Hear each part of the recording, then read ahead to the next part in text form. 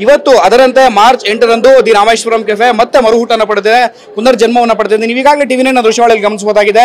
The Rameswaram ಕೆಫೆಯ ಮಾಲೀಕರು ಎಲ್ಲರ ಸಹಕಾರದೊಂದಿಗೆ ಈಗಾಗಲೇ ಮತ್ತೆ ನಾವು ದಿ ರಾಮೇಶ್ವರಂ ಕೆಫೆಯನ್ನ ಗ್ರಾಹಕರಿಗೆ ಮುಕ್ತಗೊಳಿಸಿದ್ದೇವೆ ಅಂತ ಹೇಳಿರ್ತಕ್ಕಂಥದ್ದು.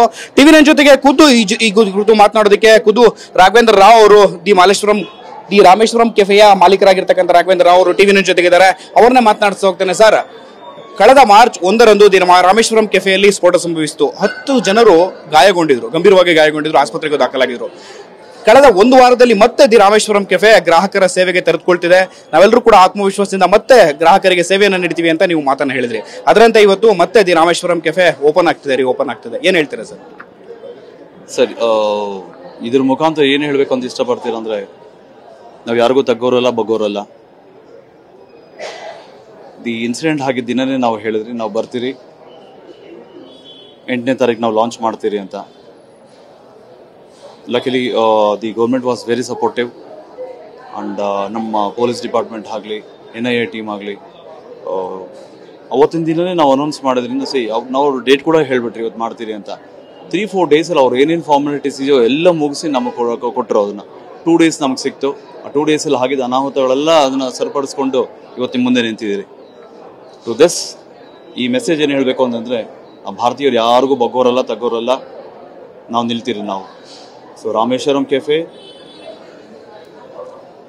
ಥ್ರೂ ದಿಸ್ ಈ ಮೆಸೇಜ್ ಏನು ಹೇಳ್ತಾ ಇದೆ ಅಂದರೆ, ಪ್ರತಿ ಸ್ಟೇಟಲ್ಲೂ ರಾಮೇಶ್ವರಂ ಕೆಫೆ ಬರುತ್ತೆ, ಪ್ರತಿ ಕಂಟ್ರಿಲೂ ರಾಮೇಶ್ವರಂ ಕೆಫೆ ಬರುತ್ತೆ. This is the message what we are trying to give them. ಸಾಮಾನ್ಯವಾಗಿ ಟೆರರ್ ಅಟ್ಯಾಕ್ ಆದಂತ ಸಂದರ್ಭದಲ್ಲಿ ಎಷ್ಟೇ ಆತ್ಮವಿಶ್ವಾಸ ಉಳ್ಳವರಾಗಿದ್ರು ಕೂಡ ಒಂದು ಕ್ಷಣ ಕುಗ್ಗೋಗ್ತಾರೆ. ಅಲ್ಲಿರ್ತಕ್ಕಂಥ 200 ಸಿಬ್ಬಂದಿ ನಿಮ್ಮಲ್ಲಿದ್ದಾರೆ, 3 ಪಾಳಿಗಳಲ್ಲಿ ಕೆಲಸ ಮಾಡ್ತಾರೆ. ಅವ್ರಿಗೂ ಕೂಡ ಒಮ್ಮಿಂದೊಮ್ಮೆ ಆತ್ಮವಿಶ್ವಾಸ ತುಂಬುವಂತ ಕೆಲಸ ಮಾಡಬೇಕು, ಅವರನ್ನು ಮತ್ತೆ ಕೆಲಸಕ್ಕೆ ಸಂಘಟನೆ ಮಾಡಬೇಕು, ಉಳಿದಂತ ಎಲ್ಲ ಕೆಲಸಗಳನ್ನು ಕೂಡ ಮಾಡ್ಕೊಳ್ಬೇಕು. ಈ ಕಡೆ ಪೊಲೀಸ್ ಡಿಪಾರ್ಟ್ಮೆಂಟ್ಗೆ ಸಹಕಾರವನ್ನು ಕೂಡ ಕೊಡಬೇಕು. ಯಾವ ರೀತಿಯಾಗಿ ನಿಭಾಯಿಸಿದ್ದೀರಾ ಸರ್? ಇನ್ಫ್ಯಾಕ್ಟ್ ನಮ್ಮ ಟೀಮೇ ನಮ್ಮ ಸ್ಟ್ರೆಂತ್ ಸರ್, ನಮ್ಮ ಪರಿವಾರ ಅವರು. ಸೊ ಏನೇ ಆಗಲಿ ನಾವು ಇದ್ರೆ ನಿಮ್ಮ ಹಿಂದೆ ಅಂತ ನಮ್ಮ ಒಂದು ಸ್ಟ್ರೆಂತು. ಎಲ್ಲ ಹೇಳದ್ನಲ್ಲ, ನಮ್ಮೆಲ್ಲ ಹಳ್ಳಿ ಮಕ್ಕಳು, ಮುಗ್ಧ ಮಕ್ಕಳು ಎಲ್ಲರೂ. ಸೊ ಅವರೇ ನಮ್ಮ strength sir. So they are very very supportive to us. And luckily ಪ್ರತಿಯೊಬ್ಬ ಭಾರತೀಯರು ನಮ್ಮ ಜೊತೆ ಇದ್ರು. ಇದು ನೋಡಿ, ಇದು ಇನ್ಸಿಡೆಂಟ್ ಹೇಗಿದೆ ನೋಡಿ. ಪ್ರತಿಯೊಬ್ಬ ಏನೇ ಕಷ್ಟ ಆದರೂ ಎಲ್ಲರೂ ಬಂದು ನಿಲ್ತೀರಿ ನಾವು. That is the spirit of Indian, the real Indian. So I am very thankful to our country and we are very very proud to be an Indian and thank you.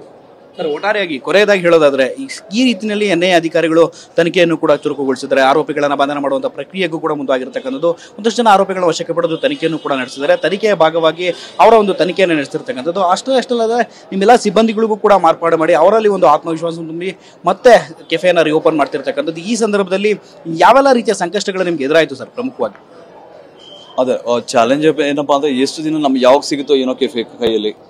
So ಇವು ಇನ್ನೂ ಎಷ್ಟು ದಿನ formalities ತೊಗೊಳ್ತಾರೆ ಎಲ್ಲ ಇತ್ತು.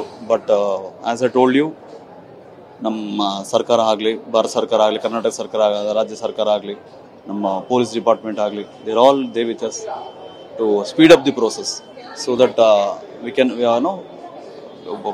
ನಮಗೆ ಮೇನಾಗಿ ಒಬ್ಬ ಬಿಸ್ನೆಸ್ ಮ್ಯಾನ್ಗೆ ನಷ್ಟ ಆಗಬಾರ್ದು ಅಂತ ಪ್ರತಿಯೊಬ್ಬರೂ ನಿಂತಿದ್ದಾರೆ ನಮ್ಮ ಜೊತೆ. We are very thankful to them. Hotel ಉದ್ಯಮಿಯಾಗಿ ಪ್ರಮುಖವಾಗಿ 100 ಜನ, 1000 ಜನರು ಹೋಟೆಲ್ಗೆ ಬಂದು ಹೋಗ್ತಾರೆ. ಅವರ ಒಂದು ಸುರಕ್ಷತೆಗೆ ಸಂಬಂಧಪಟ್ಟಂತೆ ಏನೆಲ್ಲ ಕ್ರಮಗಳನ್ನು ಕೈಗೊಳ್ಳಬೇಕು ಅಂತೇಳಿ ನೀವು ಅಳವಡಿಸ್ಕೊಂಡಿದ್ದೀರಾ? ಹೋಟೆಲ್ ಉದ್ಯಮಿಯಾಗಿ ನೀವು ಏನು ಹೇಳೋದಕ್ಕೆ ಬಯಸ್ತೀರಾ ಅಂತ ಸರ್? ಲೈಕ್ ಇತ್ತೀಚೆಗೆ ನಮಗೆ ಡಿಪಾರ್ಟ್ಮೆಂಟ್ ಅವರು ನಮಗೆ ಎಕ್ಸ್ಟ್ರಾ ಟ್ರೈನಿಂಗು ಕೊಟ್ಟರು.